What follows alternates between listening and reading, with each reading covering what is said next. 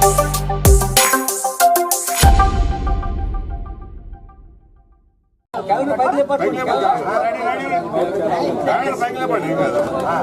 తెలంగాణ కేసీఆర్ గారి నాయకత్వం, కాంతనగర్ నాయకత్వం, కాంతనగర్ నాయకత్వం, తెలంగాణ నాయకత్వం, కేసీఆర్ గారి నాయకత్వం, జై తెలంగాణ, జై తెలంగాణ.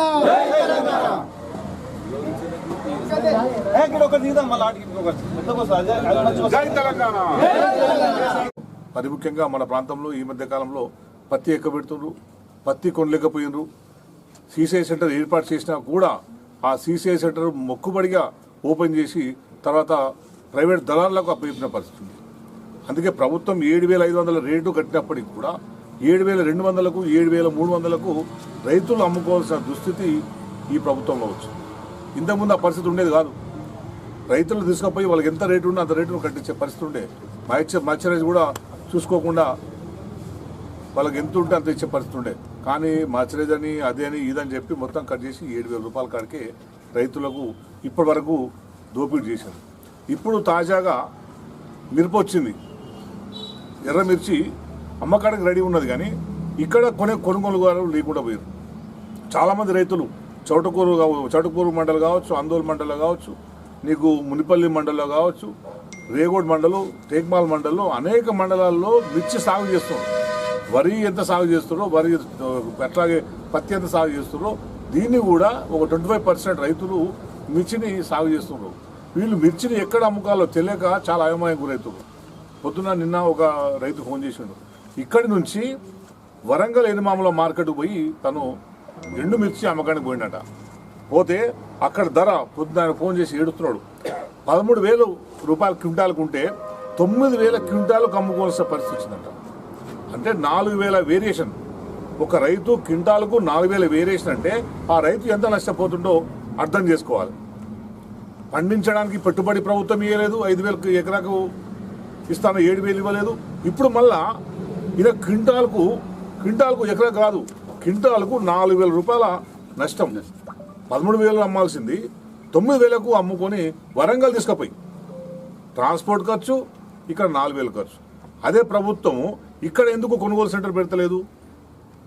సీసీఐ ఉంది కదా, లేదనుకుంటే ఇంకో రకంగా ఏదో రకంగా ఈ మిర్చిని కూడా కొనుగోలు సెంటర్ని ప్రభుత్వం పెట్టొచ్చు కదా. సరే పెట్టలేదు, అంత దూరం పోయినరు. అంత దూరం పోయినా సరే నువ్వు కనీసం మద్దతు ధర కల్పించాలి కదా, 13,000 రూపాయలు కల్పించాలి కదా. కానీ ఎక్కడ లేకుండా మొత్తం మధ్య దళారులే పంటను కొనుక్కుంటూ మద్దతు ధరను రైతులకు అందకుండా చేస్తున్నారు. ఇటువంటి ఒక దుర్మార్గమైన పరిస్థితి ఈ కాంగ్రెస్ ప్రభుత్వంలో వస్తుంది. ఇది ఉద్దేశపూర్వకంగా దళారులు బతకడానికి, రైతుల్ని దోపిడీ చేయడానికి, కింది నుంచి పైదాకా కమిషన్లు తీసుకోవడానికి తీస్తున్న పన్నాగం లెక్కనే కనిపిస్తుంది తప్పించి వేరే ఏదో నిజంగా అలసత్వంతో చేస్తున్న పని కాదనేది చాలా స్పష్టంగా అర్థమవుతుంది. ప్రతిసారి పంట వచ్చేటప్పుడు కేసీఆర్ గారు ఉన్నప్పుడు పంట ఎంత వేసిండ్రు, పంట ఎంత చేతికి వస్తుంది, ఏ మార్కెట్కి ఎన్ని టన్నులు పోతుంది అనేది ఒక లెక్కలు ఉంటుండే అధికారుల దగ్గర. ఇప్పుడు ఎక్కడ పంట ఎంత పండిందో తెలియని పరిస్థితుంది, మార్కెట్లకు ఎంత వచ్చింది దిగుబడి అని తెలియని పరిస్థితి ఉన్నది, ఏ మార్కెట్లకు పోయి ఎవరు అమ్ముతున్నారని చెప్పి తెలియని పరిస్థితి ఉన్నది.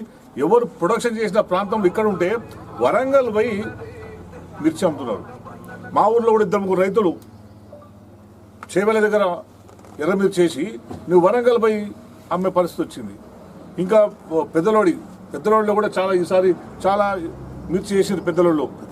పెద్ద చిల్మెడ ఇవన్నీ గ్రామాల్లో దాదాపు 2-3 వేల 4 గ్రామాల్లోనే 2,000 ఎకరాల్లో మిర్చి చేసిండ్రు. వీళ్ళందరూ కొనుగోలు దిక్కు లేకపోయి చాలా దూర ప్రాంతంలో వరంగల్ పోయినారు. పాపం వరంగల్ పోయి ఎంత కమ్మిరు? 9,000 కమ్మిరు.